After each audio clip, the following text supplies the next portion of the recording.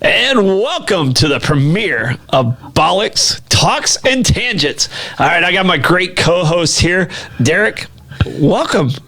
Troy, great to be here. First edition of Bollocks, Talk, and Tangents. Very excited about all the different things we're going to get into and all the things we shouldn't say. There's a lot of things we shouldn't say that hopefully we will say. We're going to say them. Oh. And the good part is we actually have a live studio audience. We have Matt in our parlor. Matt, live. We have hello.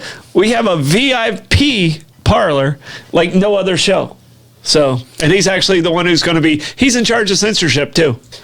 So, all right. So, Derek, a lot of people watch the 904. I mean, what Pete's created with the 904 now, it's just amazing. And we've kind of created, and we're piggybacking on a lot of that audience. But this is your first time even being in a podcast at all. This is my first time being in it, but this is my first time really doing anything proper or professional. So I'm very That's excited. not true. That's how you've done like 6 stand-up one-man shows. I have, yeah. And that's had at least like 38 people.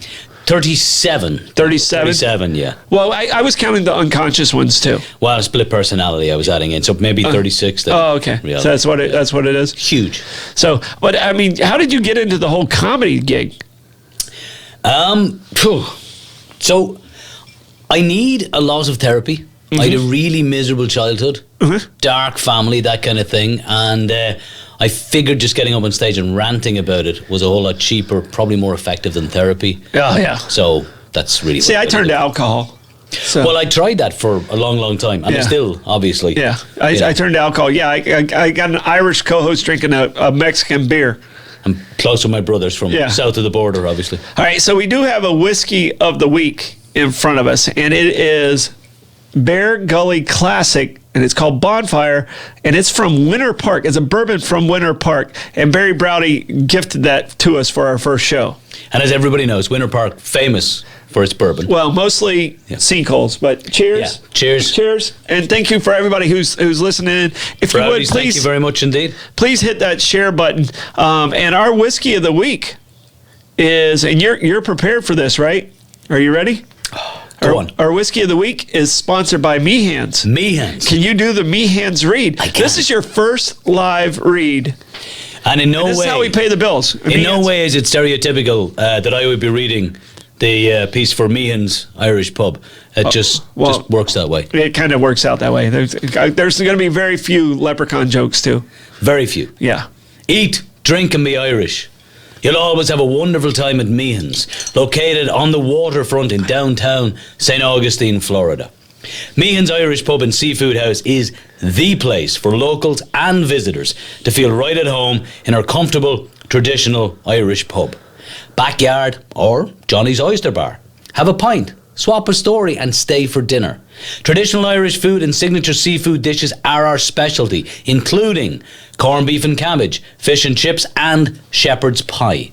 We have a variety of burgers and sandwiches, as well as a raw seafood bar and local seafood favourites. Try one of our signature dishes, bangers and mash, a popular dish, as well as the seafood tower. Johnny's Oyster Bar upstairs has a full bar and a fabulous deck where you can overlook the Matanzas River while you dine. Join us in our backyard at our Island Cafe and Tropical Bar for a Caribbean-style menu and atmosphere. The pints are cold, but the welcome is always warm. Come join us anytime at Meehan's Irish Pub and Seafood House. I tell you what, that's probably the best online read I've heard, but I didn't realize it was going to be that long. I'm not going to lie. Yeah, next time, Reggie, can we shorten that a little bit? Can we do something? Can we edit it?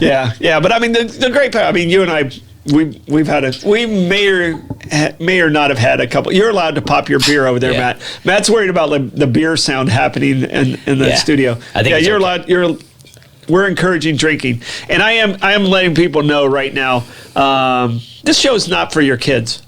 We're probably going to cuss the more we get alcohol in us. We might. Just so we know. Yeah. So just so you guys are prepared, it's going to happen, and I'm happy to be in this new studio, Studio B. Studio B. Famous for being allowed to do whatever the hell you want. Whatever the hell you want, because Yeah. we're B-class citizens. Without a doubt. On a good day, B-class. B-class citizens. So, all right. So I'm so curious. I mean, obviously, you're from Ireland. At what age did you actually come to the U.S.? So I came to America, I was 21 in 1990. So I've been in St. Augustine now for 32 years. Uh-huh. Yeah. So you came straight to St. Augustine from Ireland, straight to St. Augustine? I came to Jacksonville Beach. Okay. Which, if anybody knows what Jacksonville Beach was like in 1990, Yeah. holy fuck. Yeah. And I was there about 2 weeks on vacation. And I came down to St. Augustine for a visit and never left. Yeah, I feel like I've known you since the early 90s. So Yeah, I think so. Yeah, I think King introduced us early on. I think he did, yeah. I think he introduced us early on. I may have seen you in the Blarney Stone sometime early 1991 or something like that. Yeah, and that's where now the Blarney Stone's where Florida, the Floridian is now, right? No, that Where's Blarney was Stone? Murphy's Poorhouse. That was Murphy's. Oh, Dodgy shower. oh, sorry No, about the that. Blarney Stone is where Cafe Cortese is. Oh, Right across from Dunkin' Donuts where That's the old right, carousel that's used to be. Yeah, right yeah, there. yeah. I don't, I don't remember the 90s that well, or the 80s, or the 70s. So, but we have two really cool topics today to talk about. And then what this show is about is it's about us just two guys drinking And talking. and we're talking about stupid stuff we decide to research each week. Yeah. So this week I threw out gypsies and word origins. Yeah. Because And obviously phrases. there's a connection. Gypsies and word origin. Well, some of the word origins did come from the gypsies. Yeah. So some of them did. So Like the name of the show is Bollocks, Talk and Tangents. And so if we wander off on a tangent, go with it, okay? well, we originally wanted to call it Rabbit Hole. Yeah, but then somebody else had that. Somebody had it, and then I watched it. It was horrible. It's not They good. should give us that name.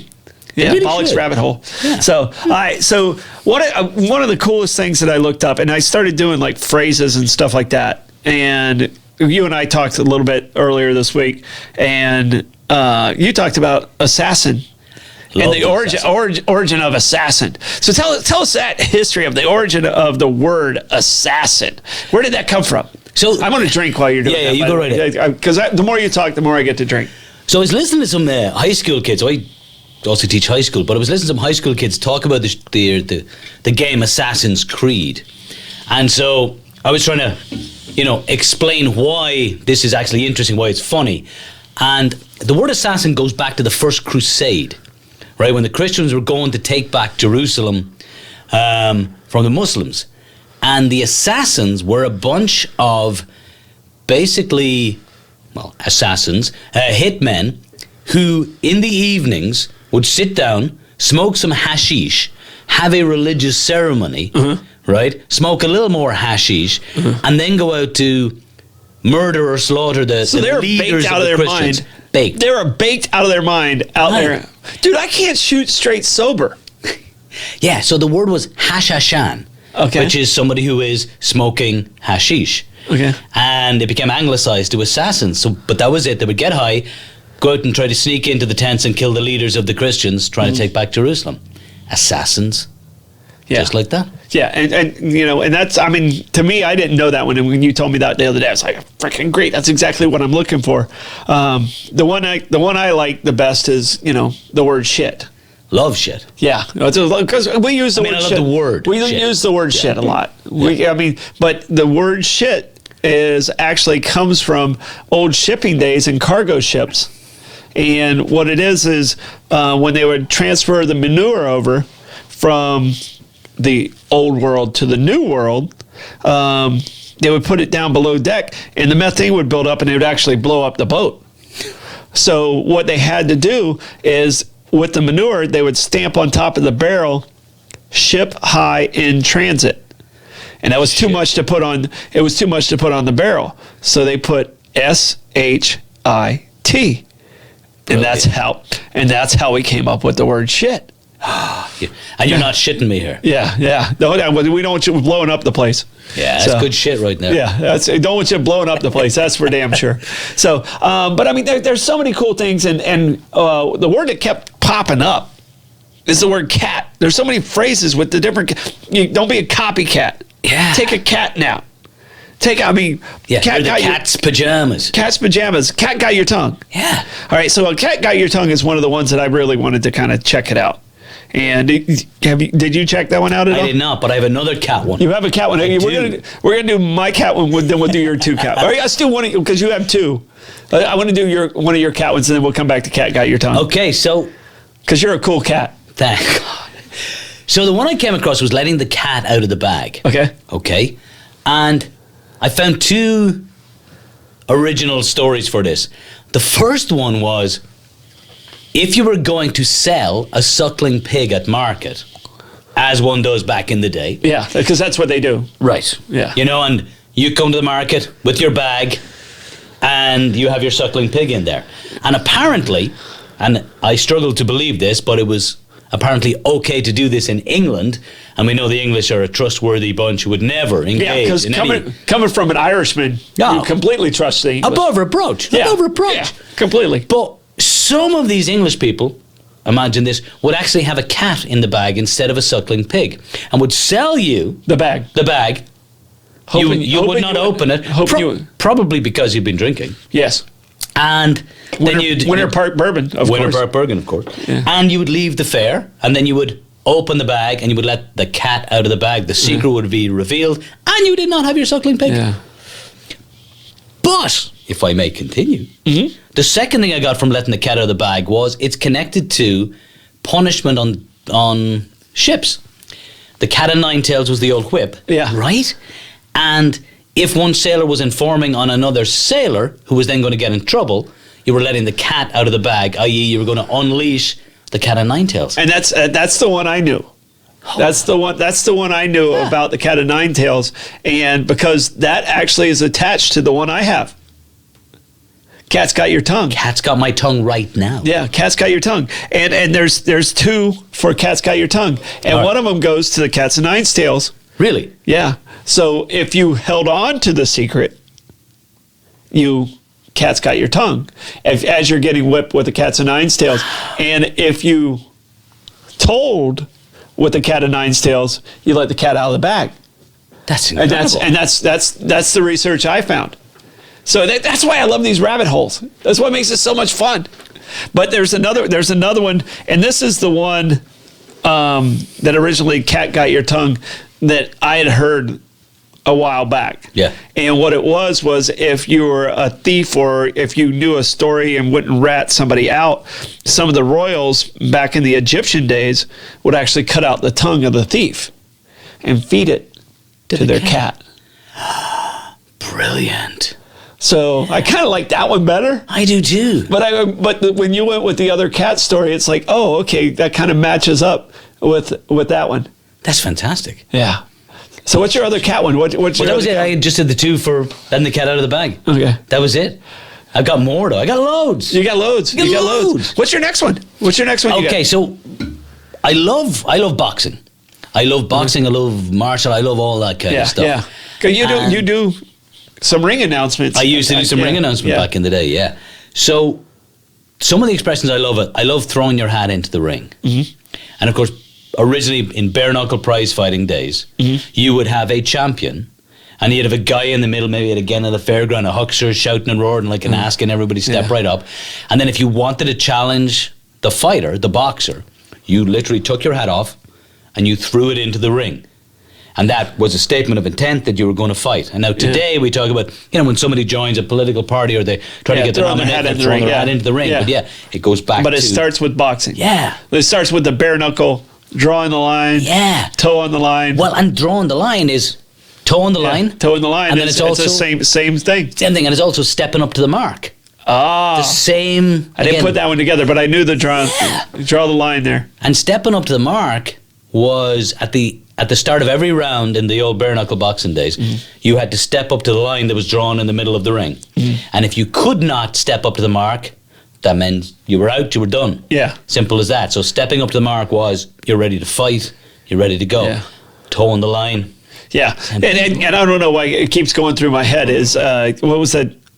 And I'm not a Tom Cruise guy at all. I'm not, no. What was that? Far and away. Far and away. Oh, Was that a horrible accent he did? That's so bad. It was the worst. I mean, I'm not Irish, but you had to be offended by that, right? Really deeply offended by that. Yeah. You had to be offended by that. I just remember him. What was his name? Scrapper. Yeah. And he was like, I They called don't him want to Scrapper. have to fight you. Oh, my wife actually. When I first met my wife, she actually asked me about that movie and how good that movie was, and somehow we're still Yeah, together. I was going to say it's still worked. Yeah. Tom Cruise. yeah. Just speaking of Irish accents, though, if I may, a shout out to Brad Pitt.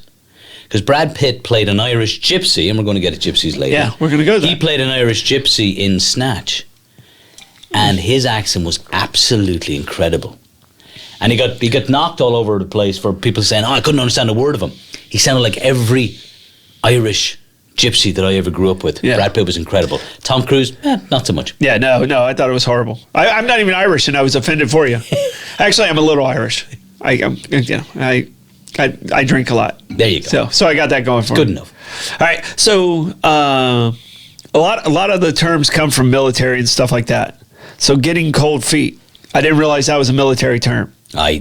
Go on. Did you Tell not me. know that? I did not. All right. know that. So like, in the older days and stuff like that, like during the Civil War, they didn't have good shoes. They didn't have good boots.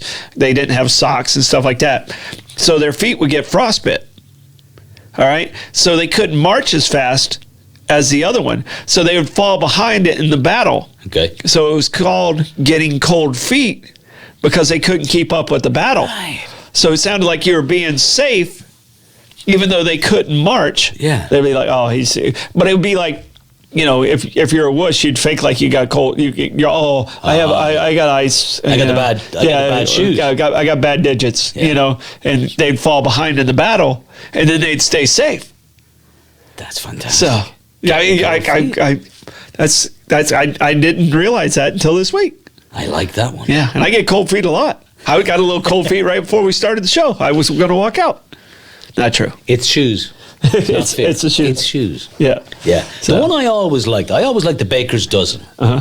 The Baker's Dozen, which of course is 13. Uh-huh. And there was something lovely and mad about that. Right? It was a decree of the king, Henry III in England, like 12th, early 13th century kind of thing. Not the worst of all the Henrys. Yeah. Okay? Yeah. Not the worst of them. I'll give you the second or I'll give you the eighth. I am. Yeah. Yeah. But Henry III decreed that all bread had to be a certain weight. And so there was traditionally a dozen loaves of bread on a pan or whatever it was, and it had to be a certain weight.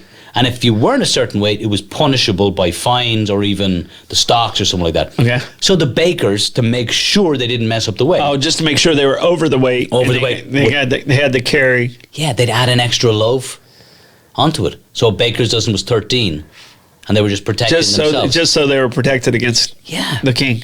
Yeah. Yeah. Crazy. All right, and one of the things I was, and we're talking about kings here, and I like cuss words. I'm not going to lie, and I wanted to confirm what the word "fuck" meant.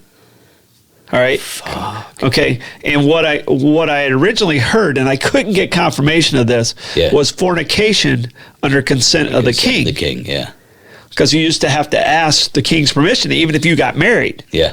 to have that. But I couldn't find it anywhere where it was a good, valid. I mean, there was some really sketchy websites that I went to, and it was like, I don't know if that's really it or not. Yeah, I think it is an apocryphal story. I don't think it's real. Yeah. I mean, it's like having, the reason a golf course has 18 holes. There's 18 shots in a whiskey bottle. Do you ever hear that? I've never heard that. Yeah. So that was the reason they said that there was 18 holes in a golf course. I mean, you had to be. I mean, you're chasing a stone after you hit it with a stick. Yeah. And you got was invented? Drinking had to be involved in Invented that in freaking Scotland, sport, right? Yeah, drinking Yeah. had to be involved in that sport. So, but one of your stand-up, going back to your stand-up things, was my family never wore a kilt.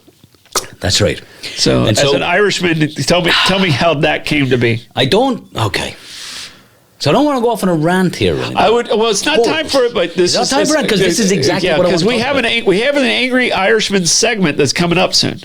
Yeah, can I save how I feel about kilts for that? Oh, okay. I didn't realize I jumped the gun on a lot of. It's okay. A lot of stuff. That's okay. You know what? I feel very strongly about it. It's time for me to do a read because read. we have some great sponsors, and our sponsors, and I'm going to list all 5 of them right now, but I'm going to do a read from the listening room.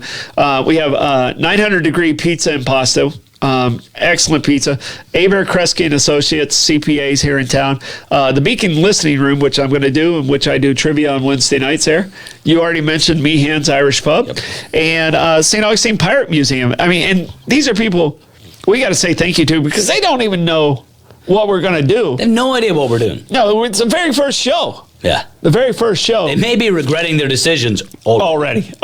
It could have already happened after I explained what the word fuck or shit. Yeah. Those the 2 cuss words. What Fair they mean. enough. All right, but I can tell you this: the beauty of the Beacon Listening Room is they have music every night, Thursday through Sunday night, live music. Trivia's on Wednesday night. You know, and I don't know if you've seen it, but it draws a crowd.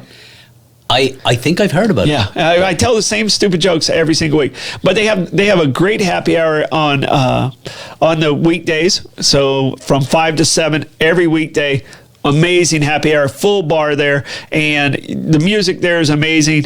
And if you want to know exactly where it is at 830 Anastasia Boulevard. It's right beside Gypsy Cab. Right beside Gypsy Cab. Right beside Gypsy Cab. They're sister restaurants, if Yeah. you would.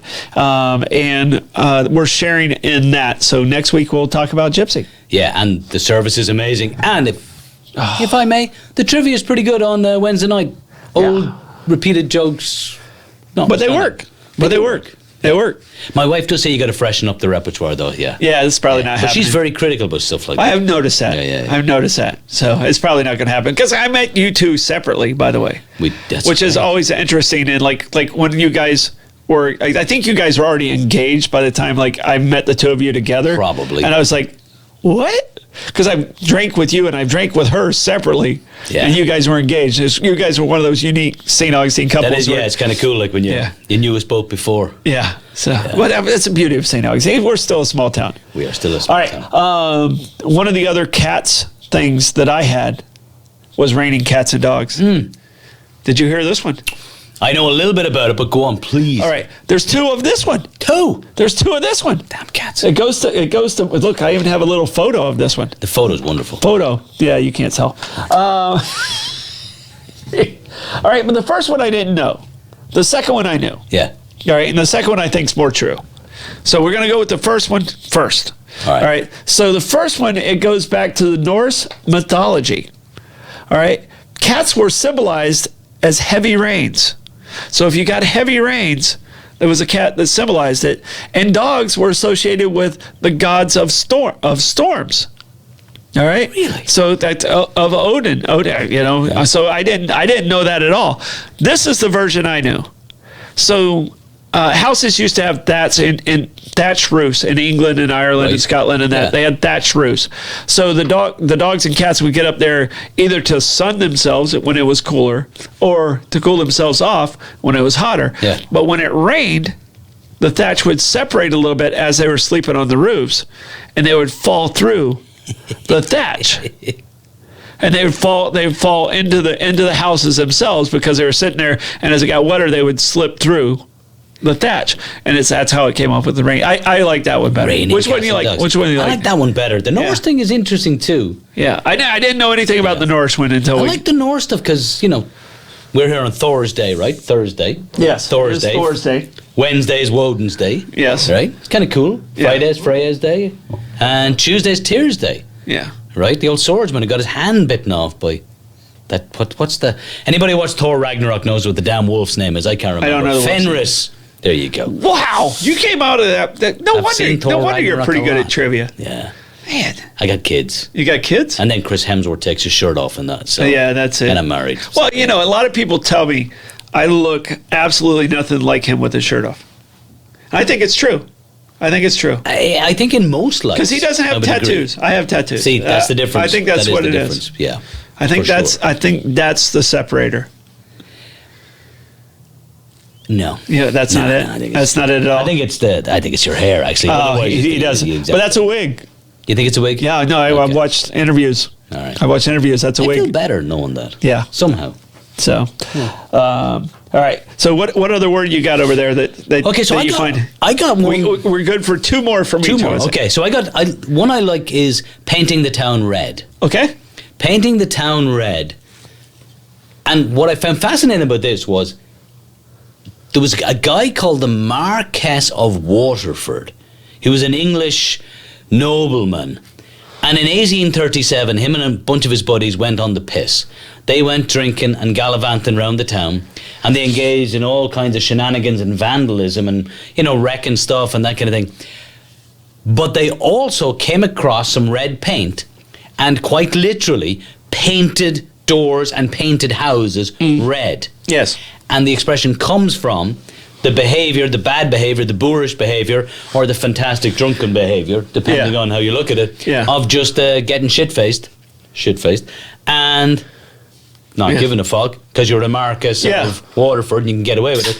And they just quite literally painted The town red. the town red. All right. Yeah. So, and I just found this out like 2 weeks ago. I think it's in Thailand or something like that, where once you pay off your house and you own your house and it's debt free, you paint your door red. Really? And I mean, and it's evidently it's more than one country that does it, but it's a status of it's mine now. Wow. So, I would like to know if you painted it red and you hadn't paid it off. is there a penalty? Yeah, is there a penalty? Is there a bank guy? Is there a guy who has a job checking? Yeah. Check the red doors. That'd be great, Yeah. wouldn't it? Check the red doors. I'd love to be that guy. Yeah. Yeah. And then you paint it a different colour. All right. Well, sticking with the colors thing. All right. So we're going to stick with that. It's Yeah. a perfect segue for my next one. A white elephant. Okay. All right. So the Siamese, evidently, it costs a lot to have an elephant as a pet. I don't know if you knew really? that. No. I didn't know if you knew that. I did not know that, yeah. So what it would do is if we were political rivals or something like that, I would gift you an elephant, a Siamese elephant, Really? which is usually a white elephant.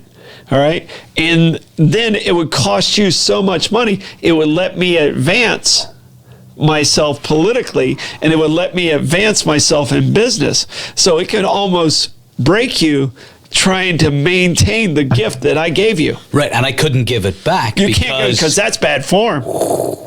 yeah. So that's the white elephant. Like, oh, it's a white elephant, and that's the reason for that. If you and I become enemies, I would give you a white elephant. You can't kill it. I really want to have an actual white elephant for That the would- next white elephant party I'm invited to. Yeah, yeah. I do. I want to give it to somebody. Yeah, It's give it to brilliant. somebody. Give it to your enemy. And that's what they do. They would give it to their political rivals or something along those lines. Oh, that's great. Yeah. Yeah, I like that a lot. Yeah. So there's a white elephant. Excellent. All right. So you got one more. I got one more. Okay. I might have to dig in. I like the expression. I like the getting up on your soapbox. Oh. Right, getting up on your soapbox. And I think, when we get into ranting or something like that, or Yep. politicians, they get up on their soapbox.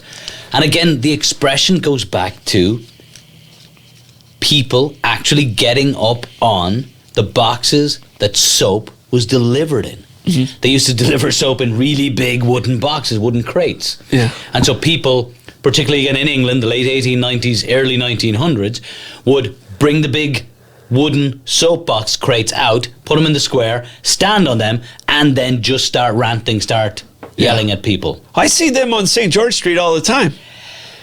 I Yeah. want to get. I should carry like a should bring portable them soapbox. Yeah. It's sort of like, the milk crate today when you sit around and you sit on the milk crate and you tell people what they're doing wrong. Well, when we were in college, that was our shelves.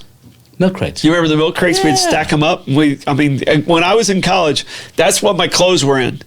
My uniforms were in this milk crate, and it was stacked up like. I always remember the milk crate as the thing my father used to sit on while I was doing something so he could tell me what I was doing wrong, as he wasn't helping and he was drinking. Yes. Yeah. It sounds about right. Yeah, It sounds about right. that was So, it. You're yeah. wrong, and I'll tell you why you were wrong, was how it started. So In Ireland. Fuckers. What kind of school did you go to in Ireland? I got one more. But what kind of school did you go to in Ireland? We don't have to stick to any script in this. Yeah, so I went to an all-boys boarding school. Oh. Called St. Finian's College, which was about 200 years old. Okay. My father went there, my uncle went there, my grandfather went there, my brother went there. And it is a pretty god-awful place. I once took my mother-in-law there in July. We were in she was visiting us in Ireland. So I took my mother-in-law there in July, I might add, and we walked up the main drive to the school. And it's like 4 stories, this old grey building. Horrifying. Looks like a prison. Oh, it's horrifying. Yeah. And Julie's mom said that's the most depressing. She went, no, saddest building I've ever seen in my life. And in my head, I'm thinking, you should have seen it in February of 1981. Yeah. Yeah, so I did. I went there. Yeah. How many years were you there? 5 years. 5 years. Yeah. My very first day there, So no girls. No. In the entire school. No. My very first day there, 2 teachers, and they were both priests. 2 of them punched me in the face because they're reading the roll and they got to the name Coughlin, and my older brother was there at the time, and he was a dreadful human being, and everybody hated him. And so he beat you there. Yeah. He beat you to the school already. And so he was 2 years ahead of me, and I looked just like him, And so they come down the roll, they'd Colin Brady, John Clark, Emmanuel Clark, Coughlin, stand up, bang. You look just like him. Just for being the brother. Yeah. Just for being the brother, you got punched. Yeah. Yeah. It's lovely. It was a lovely place. Well, it sounds like a lovely really school. recommend it, yeah. Sounds like a lovely school. It was great fun. God. All right. I could do about 9 shows on the horrors of that place. I know just enough about it just to know that that's where I needed to We go. could have legal proceedings. All right, here we go. This is my last one. All right. And then we're gonna switch gears a little bit, and we're gonna talk about some other stuff that we have the Angry Irishman, which I'm taking you down 2 different roads already on this one. All right, waking up on the wrong side of the bed, and the parlor is participating in the bartending. Also, it's a wonderful thing. Right. All right, so did you read this one? Cheers, mate. Did you read this one? The waking up on the wrong side of the bed. No, I did not. I did not realize that if you wake up on the left side of the bed, it's considered the evil side of the bed. Really? Yeah, I'm going to pull this one up so I can read this. Okay. So, throughout history, the left side of the bed is basically considered the evil side. I did not know this. So, waking up on the left side was also considered a sign of bad luck. Oh. I get out on the left side all the time. No wonder I'm freaking unlucky. I'm going to before the drawing tomorrow, I'm going to get out of the right side of the bed. There you go. We'll see if this is true. All right. To ward off evil, homeowners would push the left side of the bed up against the corners. So the guests would have an option of only have one option of getting out of the right side of the bed. So the guests would stay there and they would get out of the right side of the bed and they would be in a good mood. I never knew what that came from, but I've there's people in my life that always wake up on the wrong side of the bed. Now I know why. So if I may go back to my boarding school, Irish school experience, so we had to take Latin. And the right hand was Dexter, and the left hand is Sinestra. Sinestra meaning sinister or evil. Yes. And my older brother was left-handed. Oh. And they beat him almost every day because he refused to write with his right hand. And we were in boarding school, he went there when he was 12, which meant that he'd already been beaten almost every single day in elementary school for having a left hand. And he was probably the only kid who they couldn't break him, and he always wrote with his left hand. Yeah. But they beat him because he was evil. Because it was on the left-handed side. Devil, yeah. Yeah. Yeah, they might not have been wrong, though, to be fair. Yeah, well, now that you're talking about your brother. He's a pretty dreadful human being. But I mean, I'm right-handed, and because I play baseball and I hit left-handed and I golf left-handed. That's mad. But I throw right-handed. But when I was growing up, like my dad was a small guy, but he was a fast guy. Yeah. So he's like, all right, I'm going to give you an extra step if I teach you to hit left-handed early on. And it worked. I was a fast guy, and it got me paid for college. Right. There you go. But I mean, I can't do anything really left-handed except hit left-handed. Are you ambidextrous at all, or? I can play tennis left-handed, and I cannot explain to you why. but I can hit a tennis ball left-handed All right, so Makes no you sense. were a soccer player, somewhat. Yeah. somewhat. How's your left foot? It's good for standing on. Okay, it's all right. So you weren't in the movie My Left Foot. My left foot was not yours. Yeah, let Christie take the pen out. Yeah. Daniel Day-Lewis, holy Yeah, God. yeah. That's a great movie. Yeah, it was a wonderful movie. A wonderful movie. So if you haven't seen that movie, you need to go see that movie. And one of the Or best... not go see it. I think it's probably on Netflix or Amazon or one of the 1,000 things One you of pay the for. best Oscar-winning acceptance speeches of all time. Daniel Day-Lewis talks about going on the piss in Dublin. Oh, Yeah. yeah. Fantastic.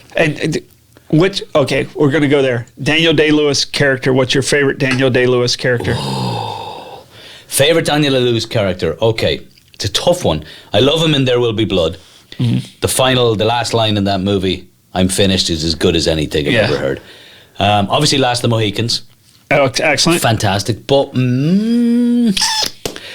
there's a movie where it's called In the Name of My Father, where he plays Jerry Conlon, who was I didn't. wrongly convicted IRA bomber. I don't think I saw that. Yeah, I think I like that the best. I don't think I saw it. Say Gangs of New York. Oh, yeah, Bill the Butcher. Bill the Butcher. Butcher. Bill the Butcher to me is one of the best movie characters of all time. Did you fishhook McLoin? Isn't that what he says to Leonardo Yeah, DiCaprio? yeah. Did you fishhook McLoin? Oh, yeah. Bill the That's- Butcher. That's a great one. He talks about Liam Neeson giving him such a glorious beating. Oh, I forgot about that. All right, so we're here now. We're about halfway through the show. All right. So I should read something about one of our I sponsors. feel like you should read, and Okay. I'll do a brief read. Okay. So and you're going to talk about the Pirate Museum. Pirate Museum. Yes, I love the Pirate Museum. I do too. I take the kids there at least once a year. It's a fantastic place. Yeah. So, the St. Augustine Pirate and Treasure Museum. This is something I did not know. It is the world's largest collection of pirate artifacts and shipwreck treasures, housing over 800 authentic artifacts from the golden age of piracy. Now, to be fair, I always wonder when I go in there, just to be authentic, should I start knocking shit over and robbing stuff? Yeah, just to and grab their booty. Yeah. Grab their booty, Yeah. obviously. Yeah. And then when people come over and start complaining and be like, hey, pirate. Hey, you Right. started it. Yeah. Yeah, Pirate Festival, go Yeah. knock over things You and just do. look at them. they started it. It's not on you. I don't think Captain Mayhem would approve. Yeah. But here's the thing: like a lot of people who go to the Pirate Museum, they expect something really cheesy, really touristy, and I think most people are genuinely surprised. Because I was the first time I Yes. went in there, genuinely surprised. The quality of the collection, the depth of the research, and the fun. And it's a really fun, interactive experience. I was really amazed, kind of blown away by it, and they do offer a really nice discount for St. John's County residents. And I think if you are living in St. Augustine and you've never been to the Pirate Museum, you should put it on your list. Get over there. Seriously, it is excellent. Great fun. Do it. And if you're there with Captain Mayhem, he does a great job too. He does a great job. He does a Good great. dude. He's a good dude, and he was a magician in Vegas for 20 was, years. yeah. So he's definitely an asset to them also. I think so. And Cindy, thank you so much. I mean, they do such an amazing job over there. And when it first came into town, I was skeptical. I'm not gonna lie. Yeah. I was skeptical, but I'm so happy that it's here. And it's one of the places that, when you come to St. Augustine and you have people visiting you here, take them there. Yeah, it is a unique St. Augustine experience. Take 'em No doubt. All right, so here's one of our new sponsors, and a lot of people don't know about this place, but it is amazing. He took care of The parlor guy The parlor- just got me a beer. Parlor stepped up, got you a beer, Yeah. and you're ready. I didn't even have You're to reloaded. move. You're reloaded. You're prepping for the Angry Irishman I am, segment yeah. that's coming up. The Angry Irishman segment is sponsored by 900 Degree Pizza and Pasta. All right, 900 Degree Pizza and Pasta. It is located at 100 Center Creek Road, which is right off of Lewis Speedway, just past the high school there. And I'm telling you right now, Blake and I don't know if Blake's got a microphone on him. Blake and I, this is our new pizza spot. It's good pizza. It's good quality pizza. I have not worked my way through the menu yet. It's that new. But I really appreciate them stepping up to the plate. They're right there on Lewis Speedway, just past the high school there in that little plaza to the left. And we do the ultimate pepperoni, and then I throw a little mushrooms on my half. What do you do for your pizza? What's your? So my pizza, I'm very, very boring. It's pepperoni, maybe try a bit of bacon. That's about it. A little bacon? A little You gotta bacon, have a little pepperoni. protein. I gotcha. So the pepperoni, I guess, is protein. It's classic. Yeah. So you're a meat lovers kind of person. I am a meat lover's kind of guy, Yeah. yeah. So you're not a vegetable guy. I'm not putting vegetables on pizza. All right. No. Because the Irish aren't known really for their food. We're not. No, the Yeah. shortest book in the world is Great Irish Recipes. Yeah. It's not a long list. No. Not a long list. I'll have a food related rant in the future. Yeah. We got some things to that say might be about that might be a nutrition. show. Yeah. That might be a show. All right. So we're here. This is the part of the show that I said I really needed from you on this show. I needed to hear at least 2 to 5 minutes of the Angry Irishman. So what do you got for us this week that makes your Irish blood flow? Okay, so if you know me, you know this is something near and dear to my heart. Mm-hmm. It's something that drives me crazy a couple of times a year, living here in America. Yeah. It's kilts. I fucking hate kilts. I really do. And I actually wrote a piece for one of my one-man shows called "No One in My Family Ever Wore a Kilt," and it's true. Nobody in my family's ever worn a kilt. Nobody I know in Ireland has ever worn a kilt, and a lot of people think simply it's because we're Irish, we're not Scottish. Yeah. Right. A lot of people mix it up. Well, and I'll get to that distinction in a second. But the main reason none of us ever wore a kilt is because we grew up in the 1970s. We didn't grow up in the 1370s. Correct. Pants had been invented. Yeah. And if you were in Ireland in January... They had blue jeans in the Right. 70s. January in Ireland. It's raining sideways and it's raining up and it's miserable and it's cold and there's no freaking way. You don't want the breeze. You're not. No. It's murderous. Like anybody. With the cold breeze, it's going to cause shrinkage. Oh, there'll be a lot of shrinkage. Can't be and good. we don't have much to go there anyway. Can't be good. Yeah. Nobody's ever worn a kilt. It would be impossible. It is mental. Anybody putting on a kilt since pants have been invented, it's insane. But what drives me crazy is guys will come up to you and they're like, well, man, I wear a kilt because it's my clan, it's my heritage. No, it isn't. And you're an idiot, and you look like an idiot. And it's worse on St. Paddy's Day or at a Celtic festival. Yeah. And I used to host a lot of these things. Yeah, you hosted and then they handed it off to me. Yeah. And I used to do I don't know one in who's doing it Jacksonville. now. Yeah. And guys would come up and they'd be like in a kilt, and they'd have the big tankard of green Bud Light or Mick Ultra. Woohoo! Yeah. And they'd be like, hey, man, pointing at the kilt, they go, you remind me of home, your family. No, you kind of look like a sheep shagging rapist. That's what you look like. Yeah. And they would always... just so it's convenient. Yeah. Yeah. And they'd always add that disconcerting, and I'm not wearing anything under this. Why tell that? Right, okay. Irish I don't people- believe. Here's the thing, just to be clear. Yeah. Because I wear jeans, but I don't believe in underwear. Because I can tell you this, it seems like a waste to me. Fair enough. Right? The only underwear I wear is socks, because it's under my clothes, and I consider socks underwear. Right. So that's the only underwear I wear. Because Curious kind of logic, but okay. Yeah. Well, they're under your clothes, right? Right. So aren't they underwear? Underwear. Yeah. I'll allow. Okay. All right. Are you with me on it? I am with you. But I can tell you this, as far as underwear goes, it doesn't make sense to me. The only time I wear underwear, and I have about 5 pairs of underwear, I don't know why I have 5, I probably only need 1, is when I go to the dermatologist. Because you got to do the whole, you have the fair skin and stuff like that. You got to strip down, and it's inconvenient when you don't. And I forgot once. Right. It was a little uncomfortable for everyone involved. Yeah, it would be. I didn't care, but I was like, I'm sorry, I just forgot. Yeah. Yeah. So just on the kilt thing, right? So people here will come up and they're like, it's an Irish clan. So the clans are not Irish, they're Scottish, right? The only time people actually wore kilts in Ireland was it became part of a nationalist, patriotic thing at the start of the 20th century to suggest a difference with England. And it was part of Pádraig Pearse, who was one of the signers of the Proclamation of Independence, who took over the GPO in the Easter Rising in 1916. When he taught at St. Enda's in 1910, his idea was the lads would wear blue kilts as an Irish nationalist, kind of a pan-Celtic thing. And it didn't take off because what boys wanted to wear that. Right. Wanted to wear a skirt.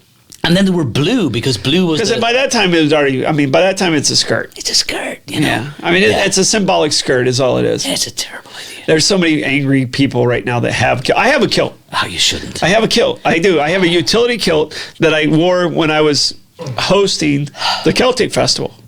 All right? Again. Why is it utility kilt? Well, it has pockets on it. I was like, you know, I need my phone. I need, yeah, the kilt with a pocket for your phone. Then I had the. But here's William Wallace. He had a pocket for his phone. Of course he did. And what was he going to carry? Was he going to carry a wallet? He wasn't going to carry a wallet. All right, here's my mistake. Go on. All right. So at the Celtic putting Festival, the kilt on was not the mistake. No, the mistake. Okay, well, putting the kilt on was a mistake. But I was the MC of also the parade. Oh Lord. And at the parade, when you're the MC, you stand on the balcony at O'Malley's. Yeah. Yeah. Not the best idea. Not the best idea. The socks didn't help. There was a lot. No, not a lot. I mean, well, everything I had hanging out. So there was a lot.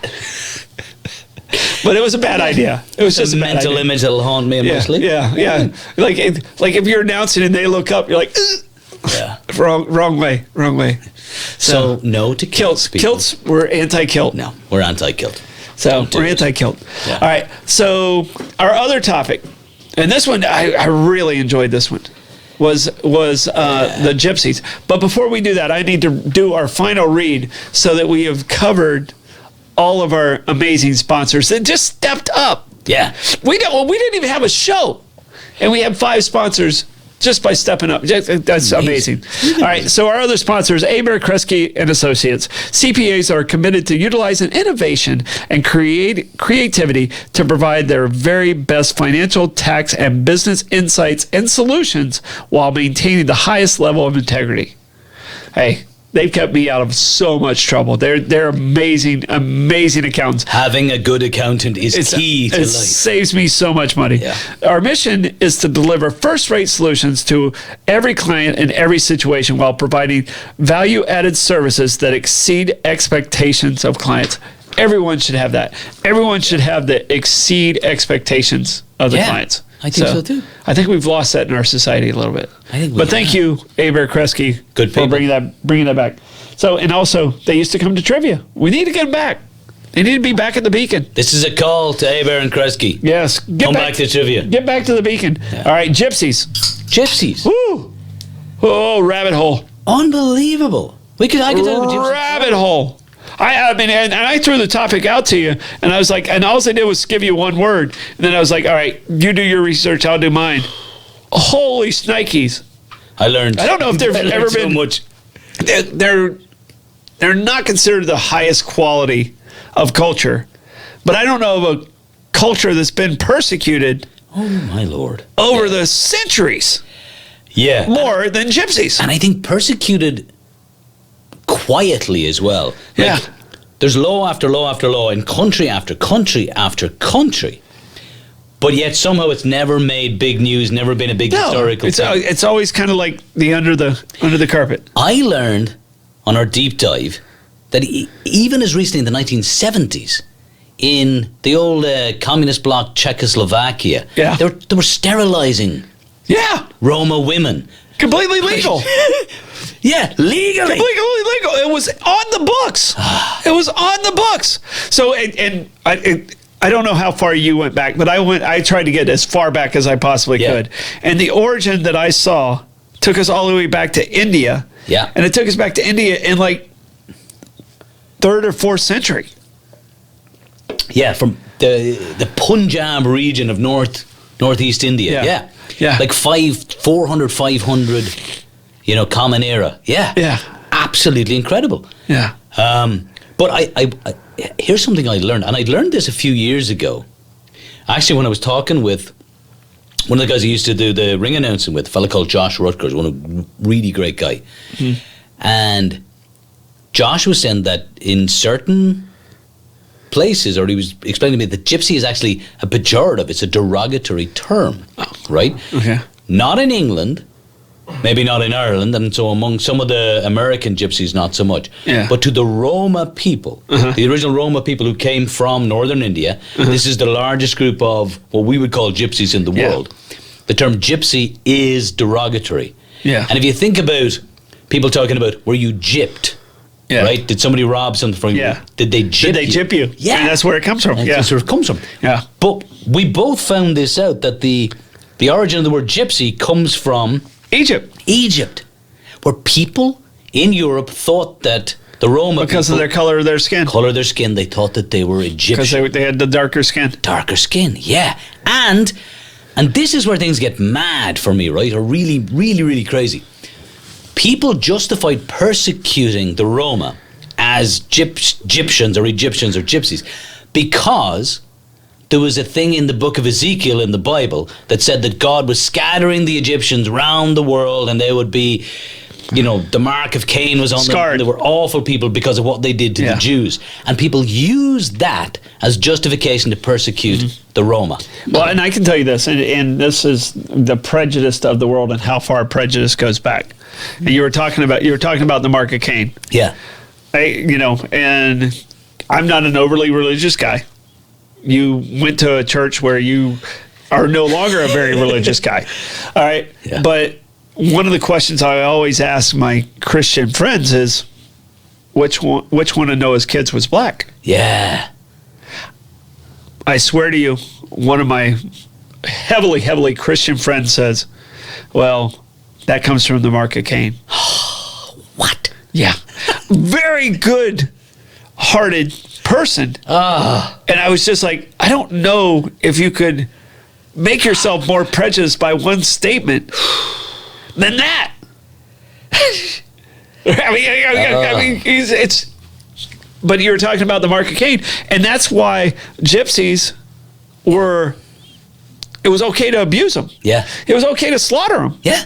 It was okay to. I mean.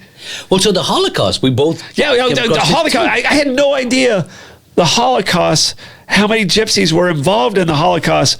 The number I had was at least over 275,000, possibly up to 1 million. Yeah. And you said your number was even higher than Even that. higher, yeah. I did came across a few sources that said it could be as high as 1.5 million because the records weren't as good in Eastern Europe. But again, they were Roma people. The Romani people were treated with the same disdain as the Jews in Germany were. Yeah. The Nuremberg laws of 1935 Yes. basically denied all the Roma of citizenship. You could have lived there for 500 years. Yes. If you were Roma, you were no longer a citizen. You couldn't own business. You couldn't go to school. Couldn't do anything. Yeah. And then they just marched them off the camps. Yeah.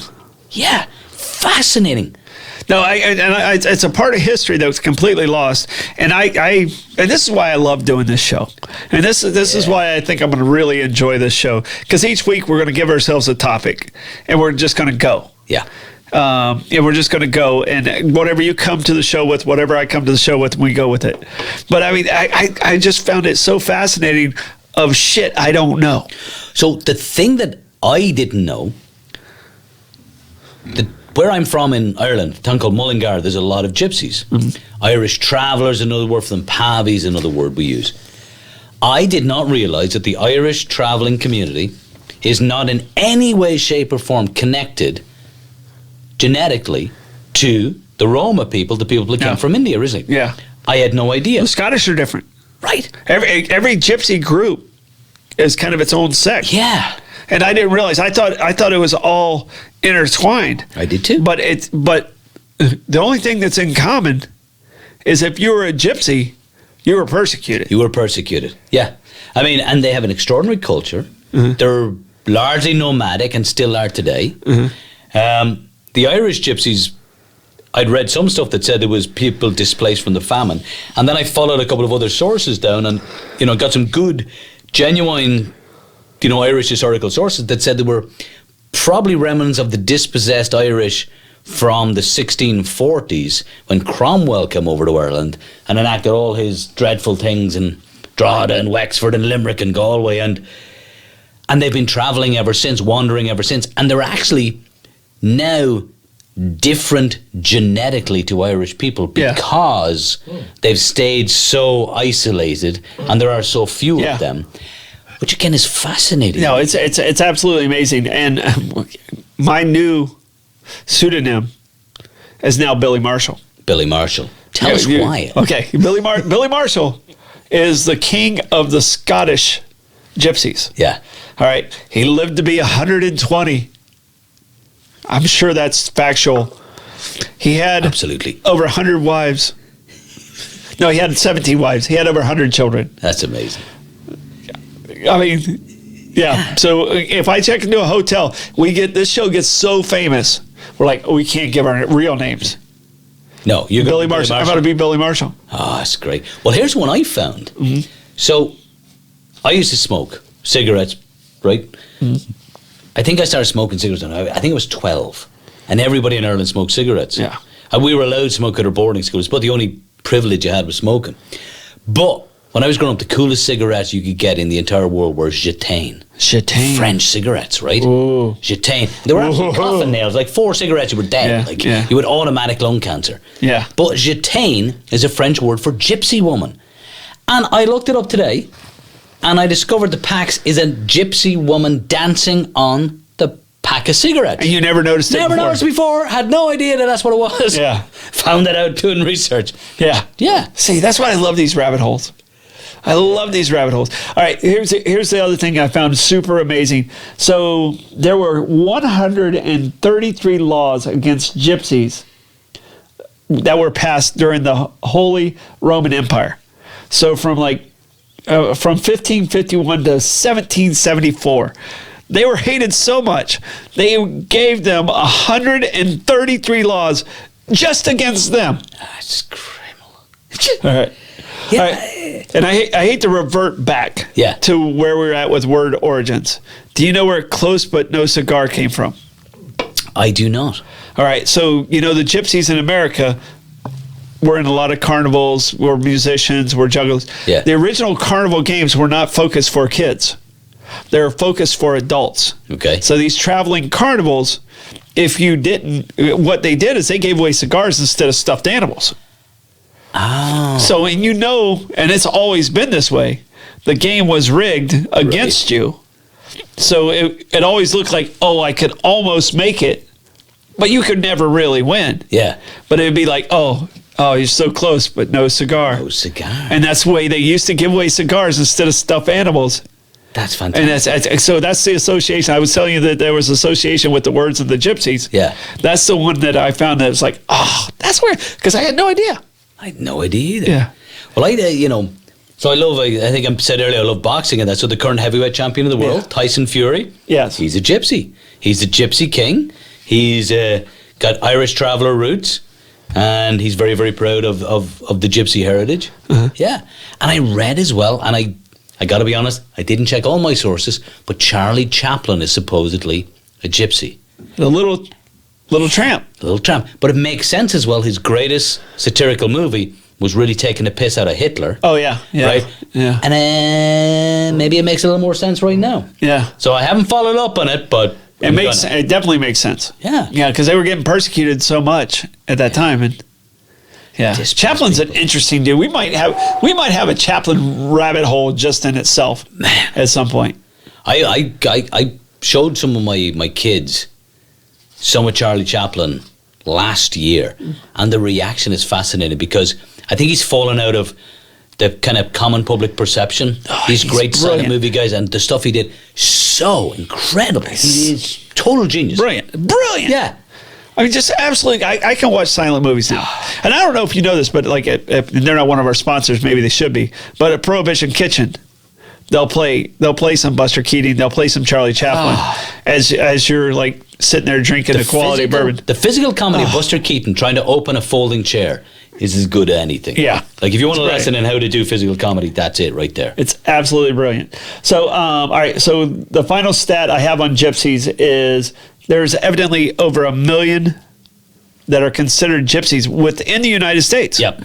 Yeah. Right now.